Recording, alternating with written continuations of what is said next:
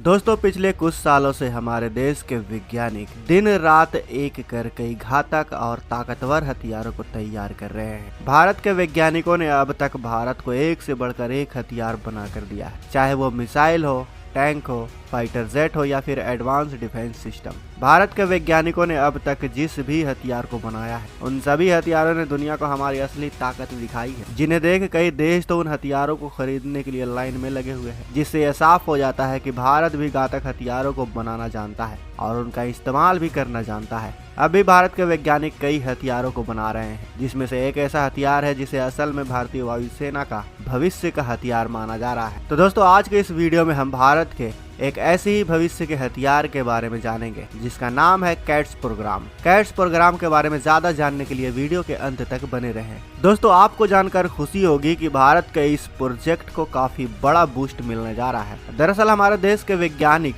इसका परीक्षण जल्द से जल्द करना चाहते हैं और जिस दिन इसका परीक्षण होगा उस दिन इस हथियार को आधुनिक तकनीकों के मामले में एक बहुत बड़ा क्रांति माना जाएगा, क्योंकि इस हथियार को बनाने का मकसद ही वायुसेना से लड़ाकू विमानों को रिप्लेस करना है। दोस्तों आज की सदी में दुनिया के सभी देश यही चाहते हैं कि उनके पास एक ऐसा हथियार हो जो भविष्य में लड़ाकू विमानों को रिप्लेस कर दे, यानी वायुसेना में एक भी लड़ाकू विमानों को रखने की जरूरत ना हो। अब इसके पीछे की वजह समझे तो यह हम सभी को पता है कि आने वाला समय हाइपरसोनिक और लेजर वेपन का है। अब आप ये भी जानते होंगे कि आज के लड़ाकू विमान सुपरसोनिक स्पीड से उड़ान भर सकते हैं, लेकिन सिर्फ 9 मिनट के लिए। आपने कभी सोचा है कि आखिर लड़ाकू विमान हर समय सुपरसोनिक स्पीड में उड़ान क्यों नहीं भरते? दरअसल दोस्तों जब एक लड़ाकू विमान सुपरसोनिक स्पीड में उड़ता है तो उसमें बैठे पायलट पर 1 पाउंड से लेकर 10 पाउंड पर स्क्वायर फुट का प्रेशर पड़ता है। यह प्रेशर इतना ज्यादा होता है कि एक मोटे कांच को भी आसानी से टुकड़े टुकड़े कर दे।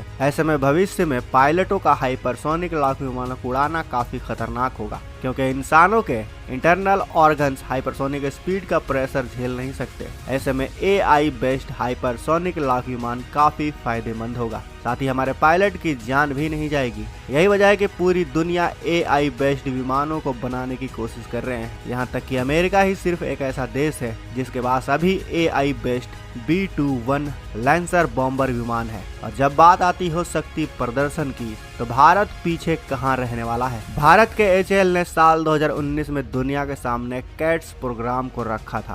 कैट्स यानी कॉम्बैट एयर टीमिंग सिस्टम। यह एक तरह के ड्रोन है जिसे हिंदुस्तान एरोनॉटिक्स लिमिटेड और DRDO के साथ 2 अन्य संस्थाएं मिलकर बना रही हैं। कैट्स के 4 वेरिएंट बनाए जा रहे हैं: cats warrior, cats Hunter, cats alpha और कैट्स इन्फिनिटी। इनका इस्तेमाल आमतौर पर सिर्फ भारतीय वायुसेना और भारतीय नौसेना ही करेगी। अगर बात करें पहले वाले यानी कैट्स हंटर की, तो कैट्स हंटर ड्रोन का वजन 600 किलोग्राम का होगा। यह PTAE-7 ट्विन टर्बो इंजन से उड़ेगा। इसका डिजाइन मिसाइल की तरह बनाया गया है।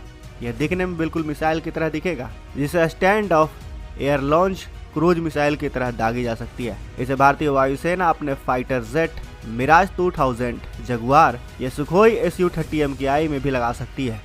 इसके विंग मुड़ सकते हैं। साथ ही यह 250 किलोग्राम वजन का हथियार उठा सकता है या खुद ही आत्मघाती हथियार बन सकता है। इसकी मारक क्षमता 200 से 300 किलोमीटर की होगी। यह एक बार टारगेट पर बम गिराने के बाद वापस भी लौट सकता है। इसके अलावा यह दुनिया के किसी भी नेविगेशन प्रणाली को फॉलो करके दुश्मन पर हमला करने की क्षमता रखता है। दोस्तों अब बात करते हैं दूसरे वाले यानी कैट्स अल्फा की। कैट्स अल्फा स्वार्म अटैक के लिए बनाया गया है। यह air launched flexible asset swarm यानी अल्फा S के नाम से भी जाना जाता है। यह एक आत्मघाती हथियार है, यानी एक बार इसे छोड़ दिया गया तो यह दुश्मन के टारगेट पर जाकर खुद को तबाह करके दुश्मन को भी तबाह कर देगा। यह ग्लाइड करते हुए 100 किलोमीटर की रेंज तक जा सकता है। साथ ही यह 5 से 8 किलोग्राम के विस्फोटक को लेकर 100 किलोमीटर प्रति घंटे की रफ्तार से दुश्मन पर हमला कर सकता है। यह करीब 1 से 2 मीटर लंबा होगा और इसका वजन 25 किलोग्राम का होगा। इसे फाइटर जेट में भी लगाया जा सकता है। जगुआर फाइटर जेट में 24 अल्फा S ड्रोन को लगाए जा सकते हैं,